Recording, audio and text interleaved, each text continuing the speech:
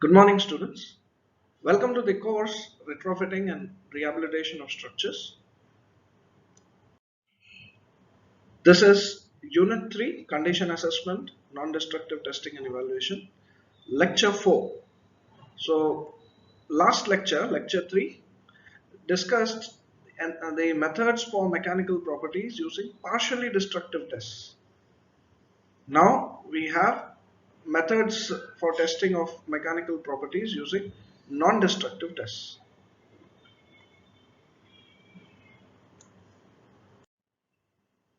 So, this is a summary table. Last time we discussed this. So we will now see to test the mechanical properties using non-destructive tests. In the last lecture, we discussed core testing, Windsor probe test, pull-out test, pull-off test, and so on. In this lecture, we will discuss ultrasonic pulse velocity test and rebound hammer tests.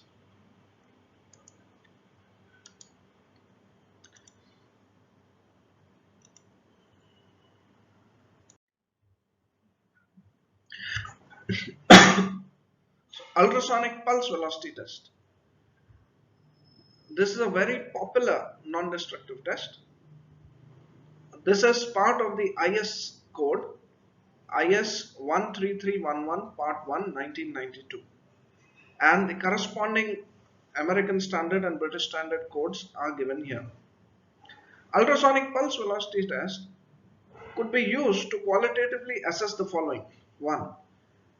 Homogeneity of concrete, the strength of concrete, gradation in different locations of structural members, discontinuities in the cross section such as cracks, voids, concrete cover delaminations, etc., and depth of surface cracks. So for these purposes, USPV, ultrasonic pulse velocity test, could be used. So this is the principle of ultrasonic pulse velocity test. So this test essentially consists of measuring travel time t of an ultrasonic pulse of about 50 to 54 kilohertz produced by an electroacoustical transducer penetrating into the concrete, reflecting and then receiving the same signal by a similar transducer. This is a ultrasonic test equipment. One is a transmitter of the pulse, other will be a receiver of the pulse. We'll go further. So there is a transmitter and the receiver. If the transmitter and the receiver are exactly at the opposite ends, that means they are on the opposite faces of the concrete, either beam or column, then this kind of a test is called as the direct transmission. This is direct transmission of the ultrasonic pulse wave, acoustic wave. This direct transmission. So the distance, path length, is measured as the distance between the transmitter and the receiver. This is L. If the transmitter and the receiver are on perpendicular faces, many times while testing structures, it may not be possible always to have the transmitter and receiver placed in the opposite ends. It may be in adjacent perpendicular ends. So if the transmitter is and the receiver are placed on the adjacent perpendicular ends, then it is called as a semi-direct transmission. Here the calculation of length is the diagonal distance of this right triangle. So this is the actual distance between the transmitter and the receiver. So if this length is A and this length is B, then this length will be under root of A square plus B square. Another way is both the transmitter and receiver are on the same face. Then the pulse is transmitted this way and received here. However, the length measurement is the distance between the transmitter and receiver on the same phase. This is L. This is called as indirect or surface transmission. So this L can be L directly or root of a square plus b square, or L given on the surface. So it's a distance between the two probes, this L, and the time of travel t. Then the pulse velocity is v is equal to L by t. Now L is calculated as per the figure, and v is L by t, and this v is reflected in the device, ultrasonic reading measuring device. Now, what are the factors affecting the pulse? This will help us to understand how to calculate or how to understand that there are defects in the concrete. Now, if the concrete is homogeneous and nicely compacted and subjected to vibration such that the concrete matrix is uniform, then there, and assuming that there are no voids or very minimal voids and the compaction was done properly, then the transmission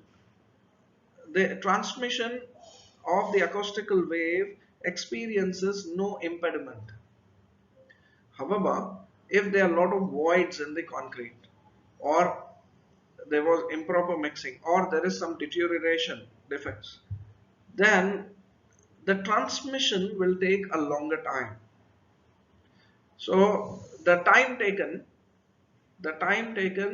for the acoustical wave to transmit from the transmitter to the receiver will be longer, which means the velocity will be smaller. Similarly, suppose there is a crack, and the transmitter and receiver are in the vicinity of the crack. Then what happens is the acoustic wave has to transmit, it spreads this way, and a faint amount of acoustic wave will be reached to the receiver. However, the time taken will be longer than in the case where there is no defect. So this is at the tip of the crack. So you are able to receive the transmission. However, it takes longer time. That means velocity is slower than that in the healthy case. However, if we are the probes are placed across the crack, then there is no way that the receiver will receive the transmitted acoustical wave. So these understandings are important to understand how the pulse velocity test works. So higher the elastic modulus, density and integrity of concrete, higher is the pulse velocity. The ultrasonic pulse velocity depends on the density and elastic properties of the material being tested. So now the instruments of the pulse velocity test, that's you have a pulse generator, and then through the probe the pulse is transmitted. There's a transmitting transducer, and then it passes through the medium of test, the concrete or any metallic body, or a portion of the concrete structure, and then the pulse is received by a receiving transducer, and then it is sent to an amplifier, and then there is a time measuring circuit, and then there is a time display unit, and you get the display. Now, how do we understand the quality of concrete? So according to IS 13311 part 1 table 1, these are the recommended frequencies for different path lengths. The transducer's frequency, natural frequency, has to be adjusted. So if the path length is up to 500 mm, 0 to 500 mm, then your natural frequency, the natural frequency should be 150 kilohertz. Minimum transverse dimension of the members is 25 mm. Next, if the path length is between 500 to 700, the path length of the between the transmitter and the receiver, this is the path length. If it is 500 to 700, the natural frequency has to be reduced. It should be greater than 60 but less than 150. If the path length is longer, 700 to 1500, then the natural frequency should be still reduced. It should be greater than 40 but less than 60. And if the path length is above 1500, the path length should be greater than 20 but less than 40. Why this is so? Because greater the path length, um, the wave have to travel. So if the wavelength increases, it will be easy for the wave to travel.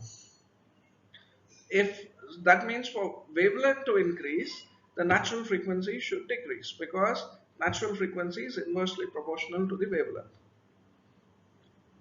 So therefore this phenomena, so this is the recommendation by the IS code.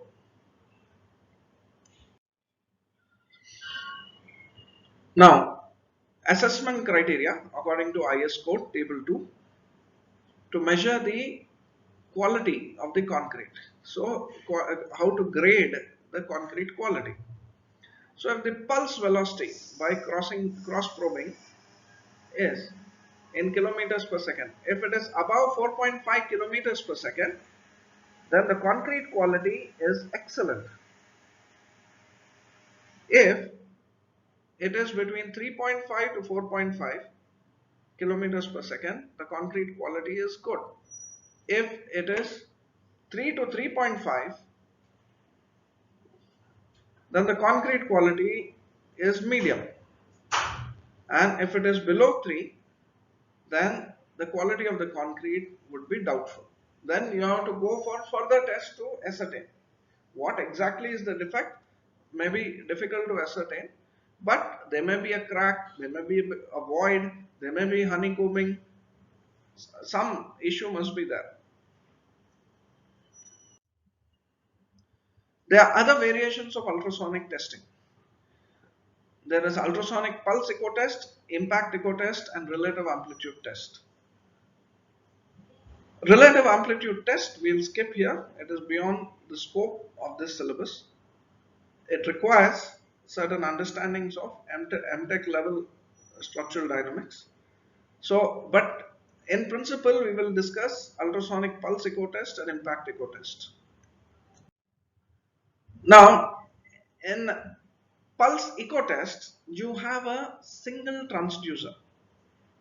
Unlike the pulse velocity test, in which there were two transducers. One was a transmitter, other was a receiver.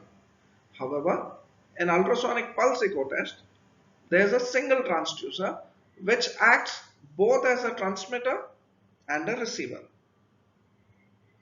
So that is the difference. So there is a pulse generator, and this transducer generates the pulse. It goes through the pulse and then it echoes back. The pulse goes to the end of the surface and it echoes back. So after a certain time it will echo. So first what happens is, when the transducer emits initial pulse, so this is the initial pulse, this is the initial pulse, and then this is the back surface echo. So this is the time in the oscilloscope. It takes this much time for the back surface echo. However, if there is a crack in between, then the pulse goes and then hits the crack and reflects back. So naturally, because the distance traveled is smaller, the time taken will be lesser. So the crack echo comes this way. little early, you see a receiving another pulse received. So the basic distance is equal to velocity by time taken. That is measured. Actually, 2d is equal to velocity by time. So based on this equation, we can calculate velocity, we can calculate the distance. If we so basically, this v is the velocity of the longitudinal wave. Now, the frequency of the ultrasound must be as low as 50 kilohertz because of scattering of the sound waves by aggregates and air pores. Ultrasound is highly attenuated in concrete, so it is impossible in most cases to get direct reading of echo. There have been recent advances in utilization of ultrasonic pulse echo method for concrete testing in situations that follow. So, this ultrasonic pulse velocity test is more popular for concrete rather than ultrasonic pulse echo test. Ultrasonic uh, pulse echo test is more popular in metallic surfaces and metallic structures. Then similar to the ultrasonic, another similar method is that of impact echo test. Impact echo test.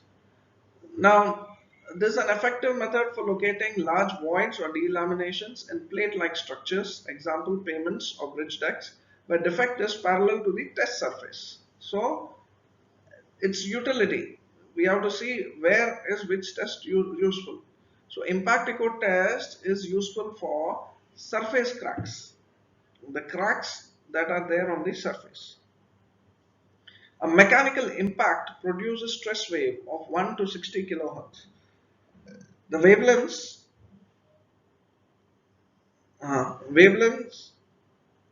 of the pulse from 50 mm to 2000 mm propagate as if in a homogeneous elastic medium. So here you see there is a small hammer of impact echo test. When it is hammered, there is a wave that transmits. Now that wave is recorded by a receiver. So at different locations, wherever you want to test, you hit and check the distance. The distance is known. With the travel time, we can know about the velocity of the pulse. So the mechanical impact on the surface generates compression, shear, and surface waves. Internal interfaces or external boundaries reflect the compression and shear waves. When the waves return to the surface where the impact was generated, they can be used to generate displacements in the transducer and subsequently a display on a digital oscilloscope. The resulting voltage time signal is digitized and transformed in a computer to amplitude versus frequency plot. The dominant frequencies appears as peaks on the frequency spectrum. The dominant frequency is not necessarily the thickness signal.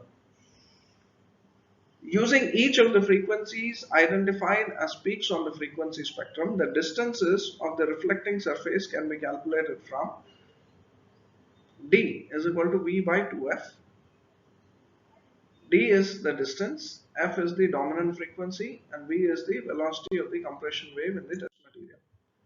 So here is the pictorial representation of the description of the previous slide. So once there is an impact given, the impact transmits all around and it hits to the crack and comes back to the transducer. This transducer measures, and this vibration data is captured by a data acquisition system and a computer. And then first you get a time domain signal. That means you get a voltage variation with respect to time. Then this is converted by fast Fourier transform into an amplitude versus frequency plot. This is a frequency response curve. In this frequency response curve, you get the peak frequencies. Through this, we can identify the, the based on the location of the frequencies, we can identify the location of the damage, the rough estimate of the size of the damage. So that was about ultrasonic testing. Next, we have rebound hammer test. According to this is um, given in this is adopted by Indian Standard Code IS 13311 Part 2 1992, and this is the corresponding American standard. This is also called as the Smith's rebound hammer test. Now, what can this rebound hammer test do? These are the things that the rebound hammer test can be used for. One, for surface hardness, to identify the surface hardness of the concrete. Next is compressive strength by correlation with rebound number. Next is the uniformity of concrete. Then the quality of one element of concrete in relation to others. So these are the things we can estimate by rebound number, by the rebound hammer test. So rebound hammer test equipment is something like this. You have a rebound hammer. Okay, it looks like this, and once this knob is punched in, we'll see the internal structure of the rebound hammer soon. When the plunger of the rebound hammer is pressed against the surface of the concrete, the spring-controlled mass rebounds, and the extent of such a rebound depends upon the surface hardness of the concrete.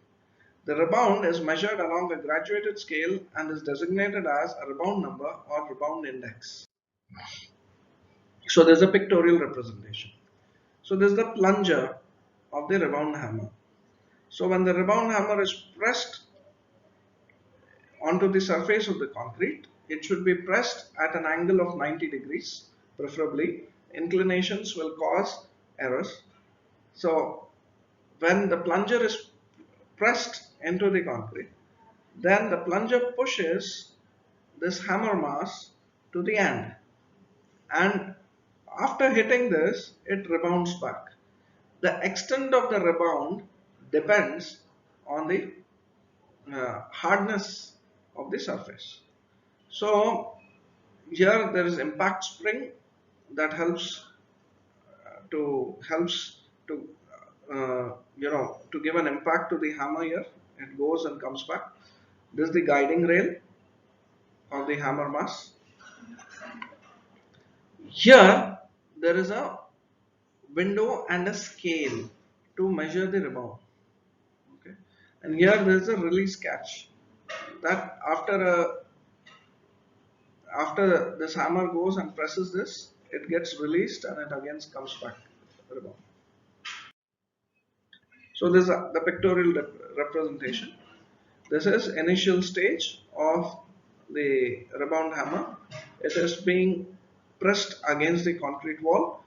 This is the plunger is still out, and now it is being pushed towards the test object. So plunger is moving and the hammer hits, and then you completely push it. So the hammer is released. Okay, after you push it, and then there is a rebound. How much extent it rebounds? Here it is shown that it has come back fully, but to the extent it rebounds, that is measured here in this scale.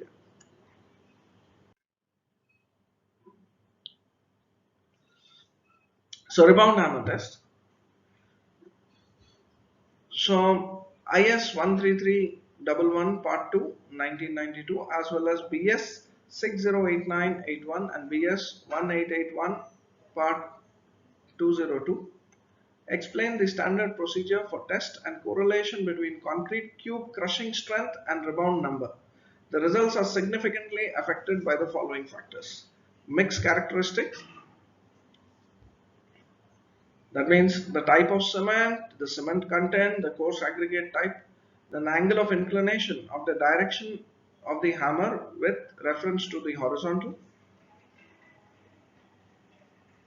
Member characteristics such as mass, compaction, surface type, age and rate of hardening, surface carbonation, moisture condition, stress state and temperature. Now there is a correlation between the rebound number and the cube compressive strength. So based on this chart, one can identify the cube compressive strength.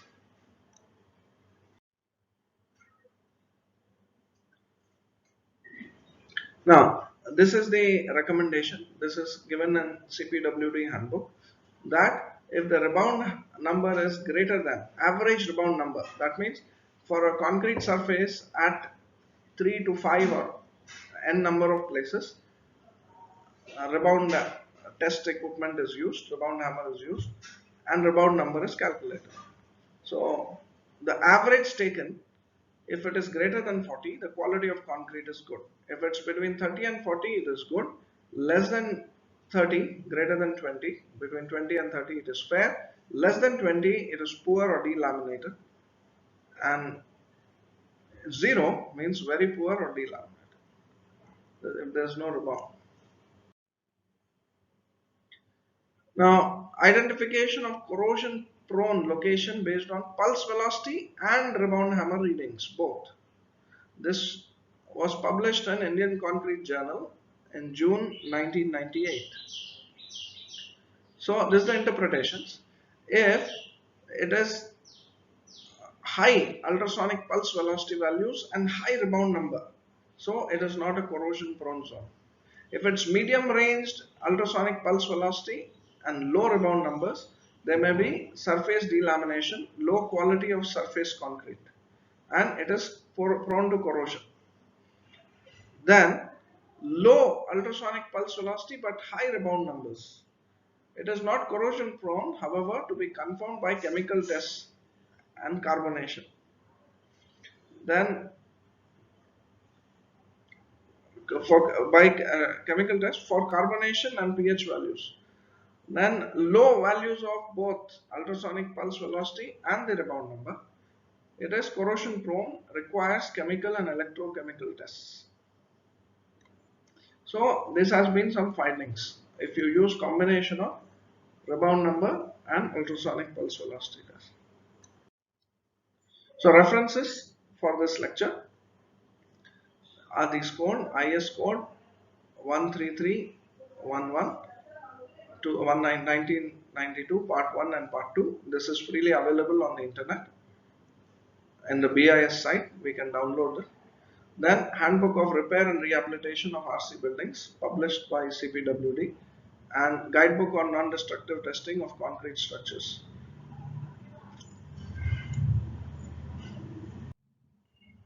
Web and e-resources.